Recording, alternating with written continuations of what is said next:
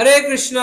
तो डेली 8 पे मेरी क्लास में आप सबका फिर से स्वागत है। हम कर रहे हैं श्रीला प्रभुपाद लीलामृत, जिसके अध्याय संख्या 5 में हम पहुंच चुके हैं और इसको आज हम कंटिन्यू करेंगे। जो भी पढ़ना चाहते हैं वो अपना हैंड रेस कर सकते हैं। माता जी आपको एक एक करके मौका देंगे। हरे कृष्णा माता जी, हम शुरू कर सकते हैं। हरे कृष्णा प्रभु जी। हरे कृष्णा ललिता माता जी पढ़े। हरे कृष्णा माता जी। अब अब जहाँ भी जाते उनके गुरु भाई उनकी ओर आकृष्ट हो जाते। श्रीधर महाराज। हरे हरे कृष्णा। सबसे निवेदन है आप लोग थोड़ा सा अपने माइक को देख के रखिए ना, अनम्यूट हो जाते हैं तो फिर डिस्टरबेंस हो जाती है। प्रभु जी इसके हाँ प्रभु जी, मैं म्यूट नहीं करना चाहता हूँ फोर्सफुली, पर इसीलिए करना पड़ेगा अगर ऐसा होगा तो। हाँ, पढ़िए। हरे कृष्ण। हरे कृष्ण प्रभु जी। अब जहाँ भी जाते उनके गुरु भाई उनकी ओर आकृष्ट हो जाते। श्रीधर महाराज, वही श्रीधर जिनके साथ उन्होंने बंबई में कार्य किया था और जिन्हें वे बहुत अच्छा भक्त और विद्वान मानते थे। अभय से उनके बनर्जी बनर्जी लेन स्थित निवास पर मिले और वह समाचार उन्होंने श्रीधर महाराज को दिया, जो उन दिनों मायापुर में अपने आश्रम में रहते थे। श्रीधर महाराज गौड़िया मठ के गुटों से अलग हट गए थे, लेकिन एक सन्यासी के नाते वे अब भी प्रचार में लगे थे और वैष्णव साहित्य को प्रकाशित करने में रुचि रखते थे। वे कलकत्ता में एक आश्रम रखना चाहते थे, इसलिए अभय के 7 नंबर वाले मकान में उनकी रासायनिक प्रयोगशाला के ऊपर उन्होंने 20 रुपए महीने पर तीसरी मंजिल में 4 कमरे किराए पर ले लिए। अब श्रीधर महाराज, पुरी महाराज और भक्ति सारंग महाराज जब कभी कलकत्ता आते तो वे एक एक छोटे कमरे में अलग अलग ठहर पाते।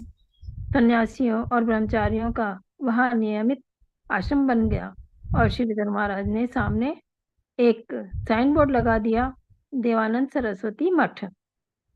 श्रीधर जी महाराज घर। हरे कृष्ण जी प्रभु। माता जी, हरे कृष्ण। बाद तो हमने देखा था पिछले सत्र में किस तरीके से गौड़िया मठ अलग अलग टुकड़ों में बट गया, पर क्योंकि अभय एडमिनिस्ट्रेशन में, मैनेजमेंट में शामिल नहीं थे तो वो इस झगड़े से दूर रह पाए।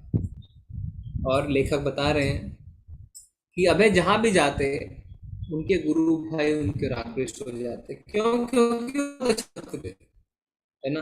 और कोई भी अच्छा भक्त होता है जो मंदिर के, मठ के कार्य को सपोर्ट करता है, उसके प्रति आकर्षण अपने आप बढ़ जाता है। तो श्रीधर महाराज की यहाँ पे वापस चर्चा हो रही है। कौन से श्रीधर महाराज? कौन से श्रीधर महाराज? क्या बातें हुई थी श्रीधर महाराज से? कोई बता सकता है कौन सी एक इम्पोर्टेंट बात हुई थी अभय की? जी प्रभु श्रीधर जी महाराज बताऊं। जी प्रभु बताइए। जी सीधर महाराज ने ही उन्हें बताया था कि आप जब प्रभुपाद का लॉस हो रहा था तो उससे वो चिंतित हो गए, तो तब उन्होंने ही बताया था कि हाँ भगवान की ही शायद इच्छा है। तो जो भागवतम का श्लोक उन्होंने डिस्कस किया श्रीधर महाराज के साथ, कि भागवतम में लिखा है कि हरि जिस पे स्पेशल की कृपा करते हैं उसका सब भर लेते हैं। तो उन्होंने बताया जी आपने सही समझा।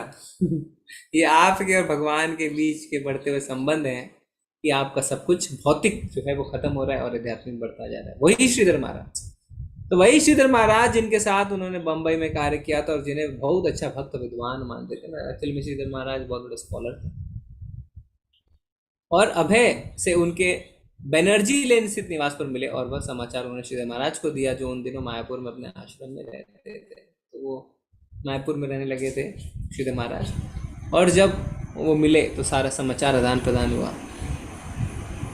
श्रीधर महाराज गौड़िया मठ के गुटों से अलग हट गए थे। तो वास्तव में वो हट गए थे, उनको दोनों ही पक्ष समझ नहीं आ रहे थे, क्योंकि दोनों पक्षों ने ही क्या किया था, दोनों पक्षों ने ही अपने गुरु की आज्ञा की अवहेलना करी थी।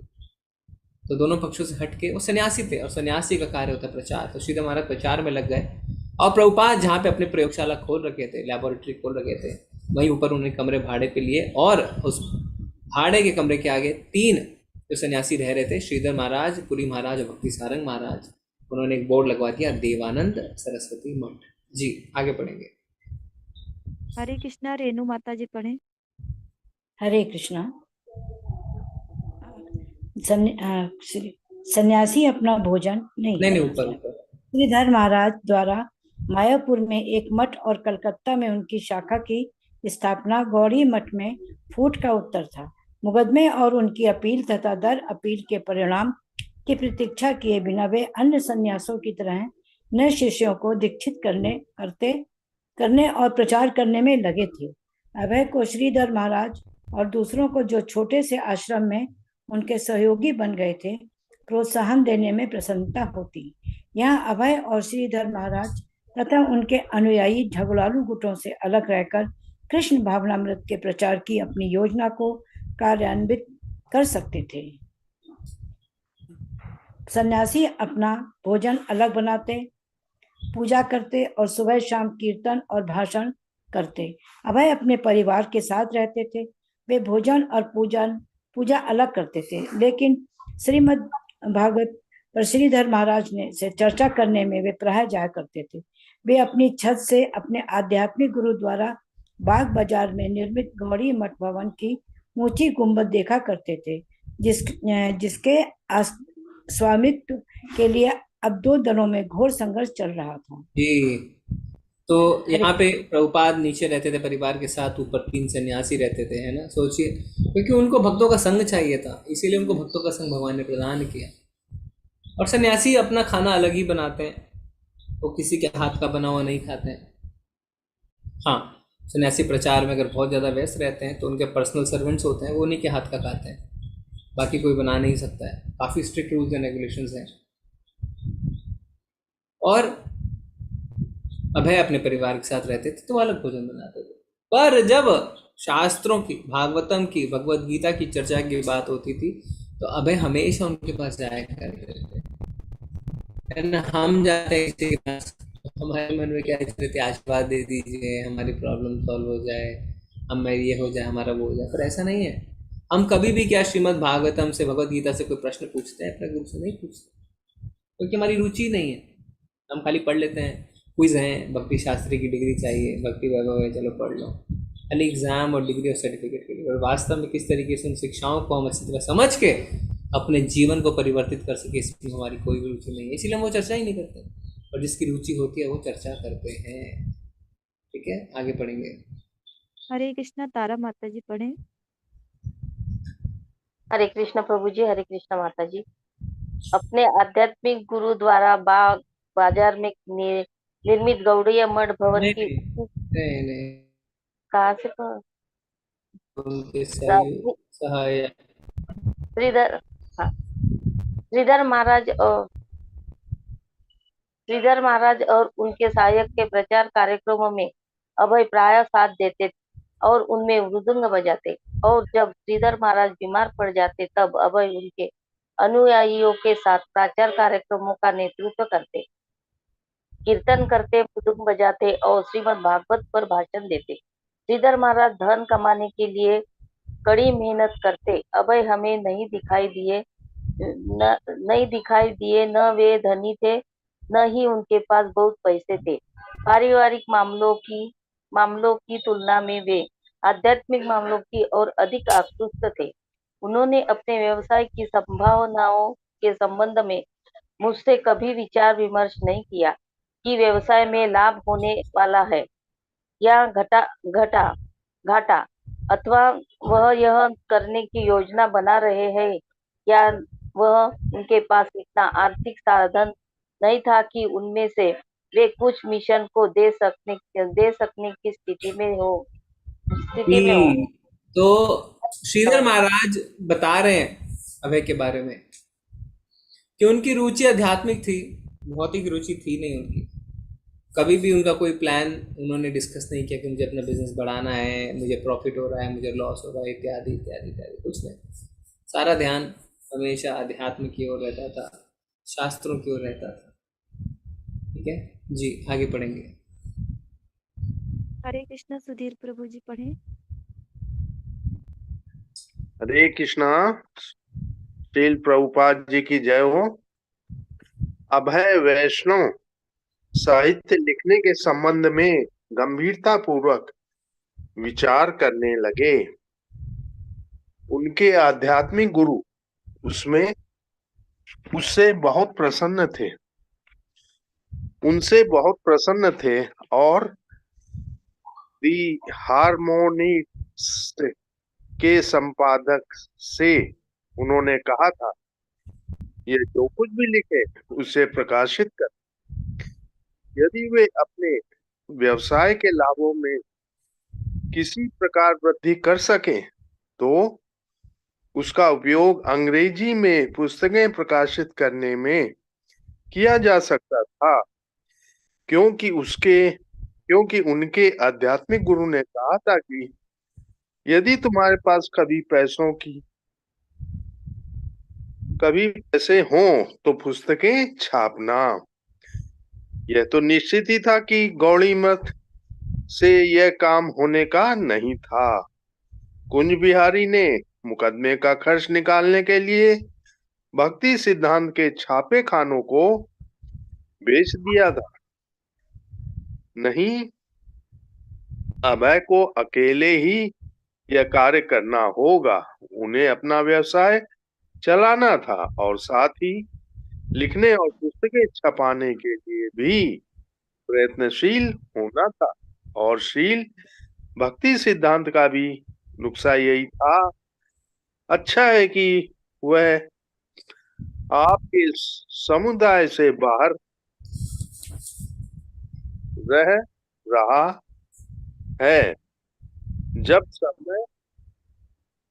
समय आदेश आएगा, हाँ जब समय आएगा, जब समय आएगा तो वह स्वयं ही सब कुछ करेगा।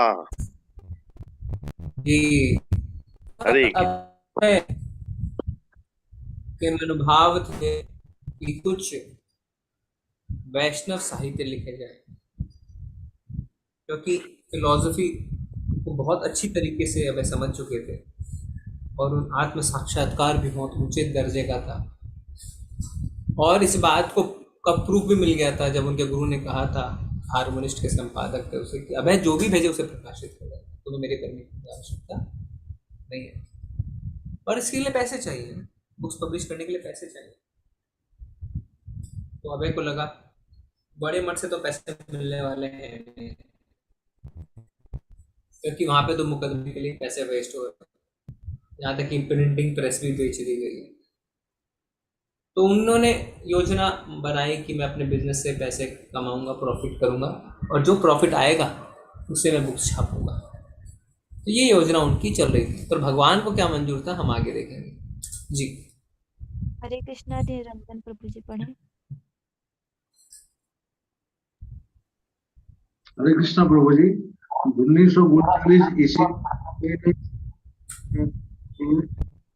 इंट्रोडक्शन टू गीतोपनिषद लिखा। यह कार्य छोटा था, लेकिन एक दिन उनके द्वारा भगवत गीता की अंग्रेजी विकास अनुवाद का कार्य लिए जाने के इरादे का सच है कि उन्हें ग्रंथ की अंग्रेजी में मौजूद थी, लेकिन उन्होंने ये अधिकतम लिखा निरेश्वरवादी या दूसरे थे। गीता के मूल भाव को कुरुक्षेत्र की रणभूमि में स्वयं भगवान श्री कृष्ण के मुख से भगवत गीता सुनते हुए अर्जुन के मनोभाव को अभिव्यक्त करने पर वही जानते थे कि चैतन्य महाप्रभु और गुरु शिक्षा के उद्देश्यों आधारित अंग्रेजी लिखकर वे भगवत गीता को उसके सही परिचय से प्रस्तुत कर सके। इसीलिए उन्होंने कम कर दिया। जब भी वे समय मिलते हुए लिखते, यद्यपि यह मीनिंग देखी व्याकरण को उनकी अंग्रेजी में दोष दिखाई दे सकता था, लेकिन उन्होंने आशा हमेशा स्पष्ट होता था। हरे कृष्णा प्रभु जी। जी। तो सबसे पहले अभय ने इंग्लिश में लिखी इंट्रोडक्शन टू उपनिषद, गीतोपनिषद। अंग्रेजी में क्यों? क्योंकि गुरु महाराज का आदेश सिर्फ ये नहीं था कि पाश्चात्य देशों में जाके प्रचार करो, उनका आदेश भी था अंग्रेजी, और अभय का अंग्रेजी भाषा पे अच्छी पकड़ थी। तो इंट्रोडक्शन टू गीता लिखना कोई बहुत बड़ी बात नहीं थी, लेखक कह रहे हैं कि एक छोटा सा कदम था, पर ये इस बात का संकेत था कि भविष्य में प्रभुपाद अभय पूरी गीता की टीका इंग्लिश में लिखने वाले हैं। ऐसा नहीं था कि इंग्लिश में टीका अवेलेबल नहीं थी, इंग्लिश में टीका अवेलेबल थी, पर क्या लिखा जा रहा है? अधिकतर टीकाएं निर्विशेषवादी द्वारा लिखी गई थी। तो कह रहे अरे भगवान का कोई साकार रूप नहीं है, हम भी भगवान, आप भी भगवान, सब भगवान। ऐसी मनोदशा के लोगों ने टीकाएं लिख रखी थी ना? जो कहते हैं हाँ कृष्ण थे, एक महान पर्सनालिटी थे, पर भगवान वगैरह नहीं थे। भगवान तो आप और हम हैं, सब भगवान है। हाँ माया से ढक गए हैं, जब माया हट जाएगी ना तो हम भगवान बन जाएंगे। ऐसे लोगों ने भगवद गीता लिखी, टीकाएं लिखी। ऐसे लोग जो कृष्ण से ईर्ष्या करते हैं, मान लीजिए आप किसी व्यक्ति से ईर्ष्या करते हैं, अगर मैं आपसे उस व्यक्ति के बारे में पूछाऊंगा तो अब क्या कभी सही रिपोर्ट देंगे? कभी भी आप सही रिपोर्ट नहीं देंगे, है ना? आप हमेशा ऐसी बातें बताएंगे जिससे मैं भी उस व्यक्ति से नफरत करूं, या मेरे भाव भी वैसे ही हो जाए जैसे आपके हैं, क्योंकि आपके भाव वैसे हैं। तो अगर कोई व्यक्ति भगवान श्री कृष्ण से ईर्ष्या करता है तो कैसे वो ठीक से टीका लिख सकता है? तो वो अपने आप को भगवान मान रहा है, जबकि भगवान कहते हैं अहम सर्वस्व प्रभु, मैं ही सब कुछ हूं। भगवान कहते हैं भोक्ताराम यज्ञ तपसाम, मैं परम भोक्ता हूं, पर हम सोचते हैं हम भोक्ता है, तो हम क्या टीका लिखेंगे? पर प्रभुपाद शुद्ध भक्त थे, भगवान की सेवा करना चाहते थे, तो उन्होंने अंग्रेजी में टीका लिखने का कार्य शुरू किया। और क्या लिखा? सबसे पहले इंट्रोडक्शन टू गीता उपनिषद। जी आगे बढ़ेंगे। हरे कृष्णा वैष्णवी माता जी पढ़े। हरे कृष्णा प्रभु जी, हरे कृष्णा माता जी। अपनी प्रस्तावना में अभय ने उस समय का उल्लेख किया जब एक स्कूली लड़के के रूप में उन्होंने विद्यादत्त नामक एक भाषण सुना था। भाषण का प्रतिपाद यह था कि भगवान का अस्तित्व नहीं है और न उनका अस्तित्व हो सकता है। यदि भगवान होते तो सभी धार्मिक प्रतिद्वंद्विताओं का अंत करने के लिए वे पृथ्वी पर अवश्य प्रकट हुए होते, किंतु चूंकि भगवान ने मनुष्य को इस प्रकार अनुग्रहित नहीं किया, इसलिए हमें अपने मन से उनके अस्तित्व का विचार बिल्कुल निकाल देना चाहिए। अभय ने आगे लिखा कि श्रोताओं में कभी सभी कम उम्र के लड़के थे, अतः वे भाषण की विषय वस्तु की गहराई में नहीं गए। तो भी भाषणकर्ता के तर्कों से प्रभावित होकर अधिकांश लड़के नास्तिकता के ऊंचे विचारों को लेकर घर गए और इस प्रकार नास्तिक बन गए। जी अभय को कितना आसान है एक व्यक्ति को नास्तिक बनाना। जैसे उसके जीवन में कोई दुख आए, अरे ये तेरे भगवान है, देख तेरे जीवन में कितना दुख है, तुरंत वो नास्तिक बन जाएगा। विश्व युद्ध 2 के बाद काफी लोग नास्तिक बन गए। क्यों? उससे पहले वो चर्च जाते थे, भगवान से प्रार्थना करते थे, O lord give me my daily bread. पर विश्व युद्ध 2 हुआ, काफी लोग मारे गए। वो कह रहे हैं अरे हम तो भगवान के पास जाते हैं, प्रार्थनाएं करते हैं, और ये देखो इतने सारे लोग मर गए। कोविड में कई लोगों ने कहा कहाँ पे भगवान, इतने सारे लोग मर गए, नास्तिक बन गए। तो ऐसी धारणा जो लोग रखते हैं, जो सोचते हैं भगवान हमारी सेवा करने के लिए बैठे हैं, भगवान हमारे नौकर हैं, थोड़ी सी हमें असुविधा हुई भगवान काहे के भगवान? अरे क्या भगवान आपकी सेवा करने के लिए बैठे हैं? क्या भगवान आपके नौकर हैं? और हम वही चाहते हैं, भगवान को एक जिनी की तरह इस्तेमाल करना चाहते हैं ना। जिनी कहता है क्या हुक्म मेरे आका, अब बोलते हैं क्या, पिज्जा लेके आओ। बोलते क्या हुक्म मेरे आका, चाय कॉफी लेके आओ है ना। हम चाहते हैं भगवान भी ऐसे ही हमारे लिए करते रहे, हम बोलते रहे भगवान भगवान भगवान ये चाहिए ये चाहिए ये चाहिए ये चाहिए, भगवान आप पूरी करते रहे चीजों को। पर हम ये भूल जाते हैं कि जो दुख हमारे जीवन में आए वो हमारे कर्मों के फल है। हम तुरंत दूसरों को दोष देना शुरू करते हैं। तो जब तक गहराई से हम विषय वस्तु को नहीं समझेंगे, जब तक हम शास्त्रों को नहीं पढ़ेंगे, भक्तों के द्वारा लिखी गई टीकाओं को नहीं पढ़ेंगे, तो ऐसे हम निष्कर्ष पे पहुंच सकते हैं और ज़्यादा अपराध कर बैठ सकते हैं। इसीलिए चैतन्य महाप्रभु ने क्या कहा है कि जो मायावादियों का टीका सुनेगा उसका सर्वनाश हो जाएगा। क्योंकि आपको लगेगा अरे तो सही कह रहा है, सब कुछ सही कह रहा है, पर आप सर्वनाश की ओर जाएंगे। इसलिए हमें बहुत सावधान रहना चाहिए। और आजकल 99% लोग मायावादी हैं,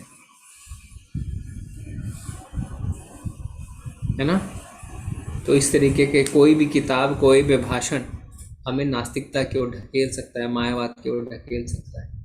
हमको इतने उन्नत नहीं है, हाँ सुन लेते हैं ना, हमें तो पता ही है सब कुछ क्या है, उनका भी सुन लेते हैं। सुनते सुनते सुनते सुनते कब उनके हो लेंगे पता ही नहीं चलेगा।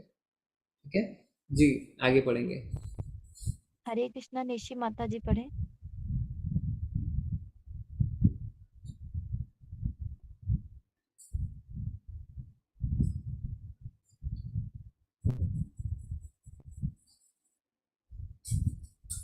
हरे कृष्णा माता जी पढ़े, निशि माता जी। हरे कृष्णा।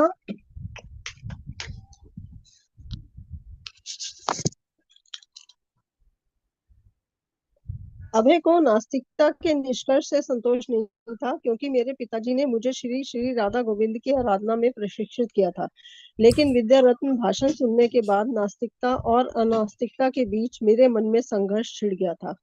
बाद में अपने आध्यात्मिक गुरु श्रील भक्ति सिद्धांत से सुनकर अभय की समझ में आ गया था कि भगवान का अस्तित्व कार्य के हर क्षेत्र में है, लेकिन उसे देखने की दृष्टि हमारे पास नहीं है। अभय ने लिखा, यदि भगवान स्वयं को पृथ्वी पर प्रत्यक्ष भी करें तो संघर्षरत सांसारिक जीव आपसी विग्रह रोककर उन्हें या उनके अवतार को अपनी मूर्तावश देखेंगे नहीं। भगवान के अनुग्रह से ऐसा कर सकने का जन्म सिद्ध अधिकार केवल व्यक्तिगत आत्मा को है। जी, भगवत गीता। हरे कृष्ण तो बात प्रभु। बता रहे हैं कि मान लिया आप लोग कहते हैं भगवान क्यों नहीं आते, अगर आ भी गए हमारी दृष्टि नहीं है भगवान को देखने की। अब आप देखिए, आज से 5000 वर्ष पूर्व भगवान स्वयं मौजूद थे धरती पे, कितने लोगों ने उन्हें पहचाना कि भगवान है? काफी कम लोगों ने। भगवान साक्षात मौजूद हैं पर फिर भी लोग नहीं पहचान पाए कि भगवान, हमारी दृष्टि नहीं। और हम दोष देते हैं भगवान नहीं है, भगवान नहीं, क्योंकि हम सारी चीजों को शॉर्टकट से करना चाहते हैं। हम अपने आराम, अपने इंद्र तृप्ति में रहना चाहते हैं। जब तक हमारी इंद्र तृप्ति हो रही है, सब कुछ हो रहा है परफेक्ट, ऐसे कुछ करना है, बस भगवान ने ये कर दिया, भगवान ने। हमें अपनी दृष्टि बनानी होगी पहले, जिससे हम भगवान को देख सके। जी, आगे पढ़ेंगे। हरे कृष्णा रक्षा माता जी पढ़े। हरे कृष्णा प्रभु जी। हरे कृष्णा सभी को।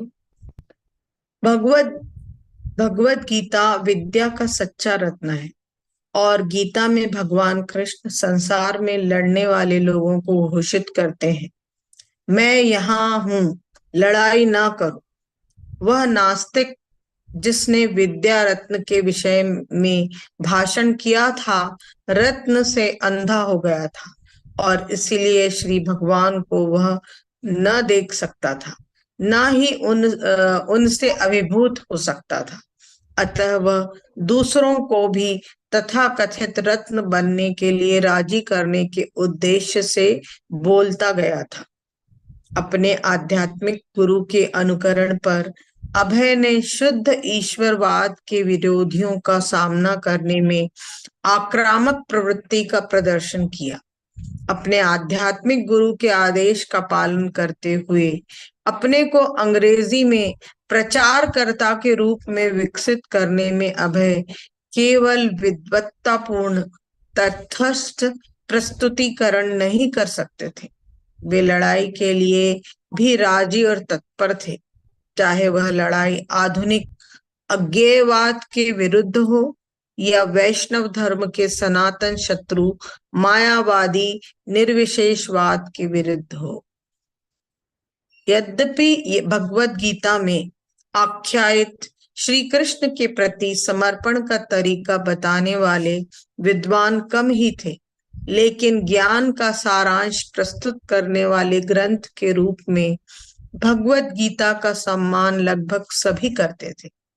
इसीलिए श्री भगवान और धर्म के विषय में भ्रम फैलाने वालों का सामना करने के लिए गीता सर्वोत्तम उपाय थी। अज्ञेयवादियों, देवत्वारोपणवादियों, मानवीकरणवादियों, निर्विशेषवादियों, एकाधिदेववादियों, सर्वेश्वरवादियों और अद्वैतवादियों के लिए गीता एक चुनौती थी। यद्यपि गीता पर 600 रुपए से भी अधिक टीकाएं लिखी जा चुकी थीं, लेकिन वे उन लोगों द्वारा लिखी गई थीं जिनके मन में श्री भगवान के प्रति आंतरिक घृणा थी और इसीलिए वे अपूर्ण थी। अभय ने लिखा कि ऐसे ईर्ष्यालु व्यक्ति भगवत गीता के वास्तविक अर्थ को नहीं समझ सकते। जैसे बोतल में बंद शहद तक मक्खी की पहुंच नहीं हो सकती। जी हरे कृष्ण। तो वास्तव में प्रभुपाद अभय क्योंकि भगवान के सच्चे भक्त थे, वो भगवत गीता के असली संदेश को समझ चुके थे और वो कह रहे थे कि भगवत गीता ही जवाब है और वही एक चुनौती है निर्विशेषवादियों के लिए, अद्वैतवादियों के लिए, अज्ञेयवादियों के लिए, एकादिदेववादियों के लिए, सबके लिए जो भगवान की सच्ची भक्ति में विश्वास नहीं करते उन सबके लिए। और वही पॉइंट पे चर्चा हुई है कि अगर भगवान के प्रति मन में घृणा है तो वो टीका अपूर्ण की अपूर्ण रह सकती है ना। हमारे मन में किसी के प्रति घृणा है तो हम उसकी कभी भी सही फीडबैक, न्यूट्रल फीडबैक हम नहीं दे पाएंगे। हमारे जो भाव है उसके प्रति वो हमारे फीडबैक में, हमारी बातों में जल पाएंगे। तो जो ईर्ष्यालु व्यक्ति हैं, जो भगवान से ईर्ष्या करें, वो क्या टीका लिखेंगे? 600 से ज़्यादा ही टीकाएं थी उस समय, पर फिर भी ऐसी एक टीका मौजूद नहीं थी जो शुद्ध भक्ति में लिखी गई। इसलिए प्रभुपाद ने जब टीका लिखी तो उसे कहा यथारूप, यानी एज इट इज, जैसा कहा गया है वैसा, अपने मन से कुछ भी ऐड नहीं किया गया था। जी आगे पढ़ेंगे। हरे कृष्णा। मोनिका माता जी पढ़े।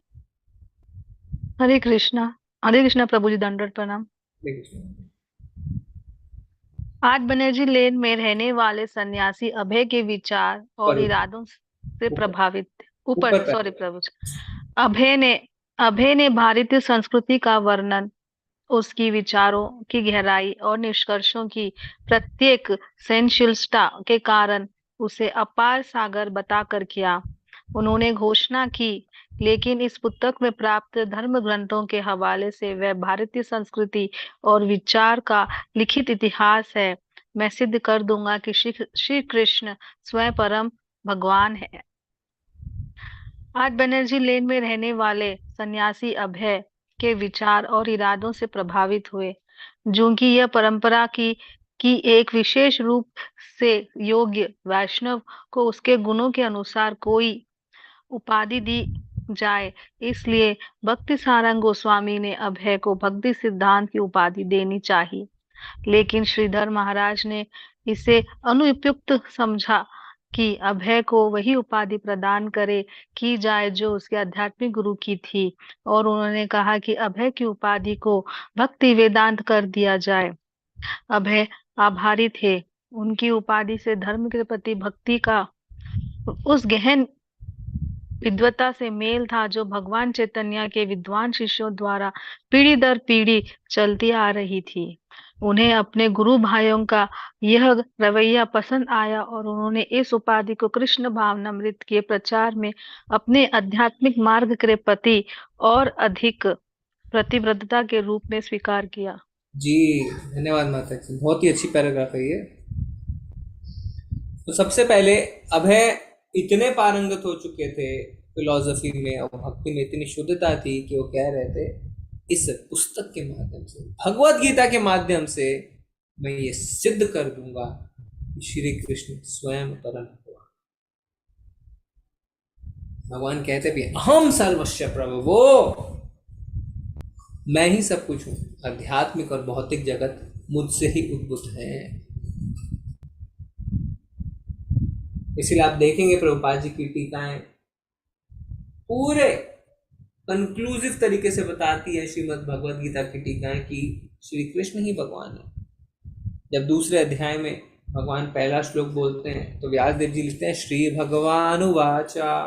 अब प्रभुपाद जी टीका में लिखते हैं क्यों श्री भगवान बोला गया है। देखिए आप, छोटी छोटी सी पॉइंट पे उन्होंने टीकाएं लिखी जिससे एक निर्णायक रूप में सिद्ध किया जा सके कि भगवान श्री कृष्ण ही परम भगवान हैं। और वहीं पे उन्होंने टीका में हमें समझाया भी कि किस तरीके से व्यास देव जी के पिता पराशर मुनि भगवान की परिभाषा देते हैं, जिनके अंदर 6 गुण पाए जाते हैं वो भगवान है। पूरी तरीके से उन्होंने सिद्ध किया अपनी टीकाओं में कृष्ण जी भगवान है। ब्रह्म संहिता का उन्होंने श्लोक लिखा भगवत गीता की टीकाओं में, जिसमें ब्रह्मा जी कहते हैं, परम ब्रह्मा क्या कहते हैं ब्रह्मा जी कि श्री कृष्ण ही भगवान है। ईश्वर परमा कृष्ण सच्चिदानंद विग्रह अनादिरादिर गोविंदा सर्व कारण कारण। तो हर जगह से प्रभुपाद ने सिद्ध किया कि कृष्ण ही भगवान है ना। व्यासदेव जी लिख सकते थे कृष्ण उवाचा, पर उन्होंने लिखा श्री भगवान उवाचा, क्योंकि वो नहीं चाहते थे, प्रभुपाद जी लिख रहे हैं कि वो नहीं चाहते थे कि जो व्यक्ति भगवत गीता पढ़ रहा है, समझ रहा है, उसके मन में थोड़ा सा भी संशय हो कि कोई और भगवान है। भगवान एक ही है, कृष्ण। और जब प्रभुपाद की शास्त्रों की पकड़ की गहराई को श्रीधर स्वामी भक्ति सारंग गोस्वामी ने देखा, तो उन्होंने इस बात को महसूस किया कि अभय की जो योग्यता है उसके अनुसार उन्हें एक उपाधि प्रदान करनी आवश्यक है। क्यों? उपाधि इसलिए नहीं चाहिए कि जिससे हमारी ईगो सेटिस्फाई हो ना। अंग्रेज आए, उपाधियां देके चले गए, हम सेटिस्फाई हो गए। भक्ति के मार्ग में उपाधियां इसलिए जरूरी है जिससे प्रचार कार्य और प्रभावी रूप से हो सके। और उन्हें उपाधि मिली भक्ति वेदांत, यानी वेदों का अंत, यानी वेदों का पूरा ज्ञान। और अभय ने उस उपाधि को स्वीकार किया क्योंकि वो जानते थे कि इस उपाधि के माध्यम से मैं और अच्छी तरीके से प्रचार कर सकता हूँ। चैतन्य महाप्रभु सन्यास क्यों लिया उन्होंने? क्योंकि वो जानते थे कि सन्यासी का भारत के लोग बहुत ज़्यादा सम्मान करते हैं। अगर मैं गृहस्थ के रूप में प्रचार करूंगा मेरी बातों को उतना सम्मान नहीं मिलेगा, पर मैं एक सन्यासी के रूप में प्रचार करूंगा तो मेरी बातों को सम्मान मिलेगा। उन्होंने सन्यास लिया। इसीलिए आप देखेंगे नामनिष्ठ प्रभु से जब बात होती है तो प्रचार में वो कभी कभी लिखते हैं IIT कानपुर, और जब उनसे बात होती है तो हम पूछते भी हैं कि किस तरीके से। उन्होंने बताया मेरे जो ये भौतिक टाइटल है उसके कारण कई जगह पे मैं प्रचार कर पाया। मैंगलुरु में वो बड़े बड़े कॉलेज में फैकल्टी हैं, बड़े बड़े इंजीनियरिंग इंस्टीट्यूट में, मेडिकल इंस्टीट्यूट में। क्यों? क्योंकि उन्होंने अपने भौतिक टाइटल का इस्तेमाल किया प्रचार में।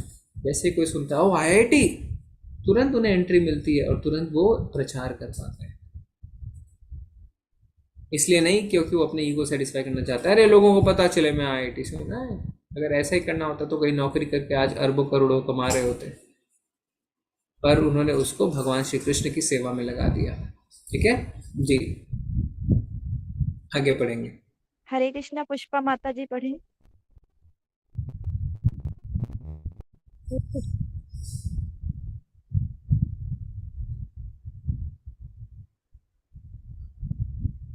अभय श्रीधर महाराज के संसर्ग में बराबर बने रहे और श्रीमद् भागवत के विषय में उनसे विचार विमर्श चलता रहा। उन्हें व्यापक प्रचार के लिए अभय उत्साहित करते। यद्यपि श्रीधर महाराज प्रचारक की तुलना में विद्वान अधिक थे और प्रचारक हेतु इधर उधर जाने में सकुचाते थे। कई अवसरों पर अभय ने श्रीधर महाराज को अपने साथ जाने के लिए और गांधी जी और नेहरू जी पर यह अभियोग लगाने के लिए कि वे भगवत गीता के सिद्धांतों का पालन क्यों नहीं करते, मनाने का प्रयास किया। साथ बनर्जी लेन के आध्यात्मिक साहचर्य का एक फल प्रपन्न जीवनामृत नामक ग्रंथ था, जिसे श्रीधर महाराज ने संकलित किया। यह वैष्णव धर्म के विभिन्न ग्रंथों के श्लोकों का एक संग्रह था, जिसमें रूप गोस्वामी की संरचनाओं में से भी उद्धरण सम्मिलित हैं। समर्पण के 6 विभागों के अनुसार यह 6 अध्यायों में विभाजित था। देवानंद सरस्वती मठ के सन्यासियों के साथ मिलकर अभय के इस प्रकाशन के लिए अर्थव्यवस्था की। इस प्रकार मित्रों के सामूहिक प्रयत्न से यह प्रकाशित हुआ। जी, धन्यवाद माता जी। हरे कृष्ण प्रभु जी। तो अभय एक व्यापक प्रचारक के रूप में उभर रहे थे, और यहाँ तक कि श्रीधर स्वामी जो विद्वान थे बहुत बड़े, पर कभी कभी प्रचार के लिए संकुचाया करते थे, उनको अभय अब प्रोत्साहित करते थे, आप चलिए, आप सन्यासी हमारे साथ चलिए। और उन्हें गांधी और नेहरू को पत्र लिखने के लिए भी उन्होंने मनाया, क्योंकि भगवान ने क्या कहा, यत् यत् आचरति श्रेष्ठ तत्तत् एव तरो जना, कि हमारे देश के नेता यानी जैसे जैसे उच्च पद के लोग आचरण करेंगे वैसे वैसे आम जनता आचरण करेगी। अपना देश के जो नेता हैं, माँ बाप हैं, गुरुजन हैं, उनके आचरण से सारे लोग सीखते हैं। इसीलिए बहुत आवश्यक है कि कोई भी व्यक्ति बहुत फेमस है, कोई भी व्यक्ति जो ऊंचे ओहदे पे है, वो हमेशा अपने आचरण को शास्त्रों के हिसाब से रखे। और यहाँ पे बताया जा रहा है कि किस तरीके से श्रीधर स्वामी ने एक किताब, एक ग्रंथ लिखी, प्रपन्न जीवनामृत, जिसको अभय उनके दोस्तों ने मिलकर आर्थिक रूप से सहायता दी और उसे प्रकाशित किया। ठीक है, तो आज हम यहीं तक उस विराम देंगे, कल हम आगे बढ़ेंगे। तो आप नोट कर लीजिए माता जी, पेज नंबर 10 से हम कल शुरू करेंगे। ओके, हरे कृष्णा। बहुत बहुत धन्यवाद आप सभी का अंत तक बने रहने के लिए। अगर किसी को कोई पॉइंट ऐड करना है, कुछ छूट गया हो तो आप बता सकते हैं। हरे कृष्णा। ओके, ठीक है, आशा करते हैं आप सबको। आप कहाँ मैं बेंगलुरु में हूँ माता जी। आप कह रहे थे आप 10 तक भी जाने वाले थे ना, इसलिए पूछ रही थी। हाँ, कल परसों निकलेंगे हम। प्रभु जी, प्रभुपाद जी ने 1939 में एक्सेप्ट किया भक्ति का प्रचार करने के लिए। जी जी जी।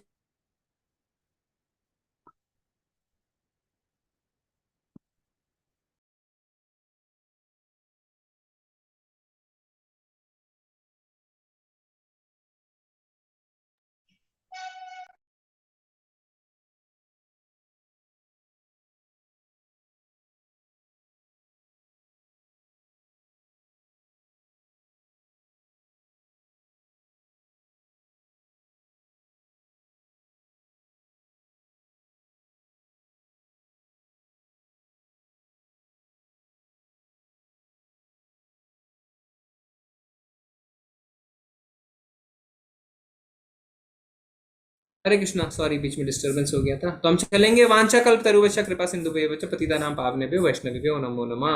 अनंत कोटि वैष्णव वृंद की जय। हरिदास ठाकुर की जय की जय जय, सबकी जय। हरे कृष्ण प्रभु जी, हरे कृष्ण।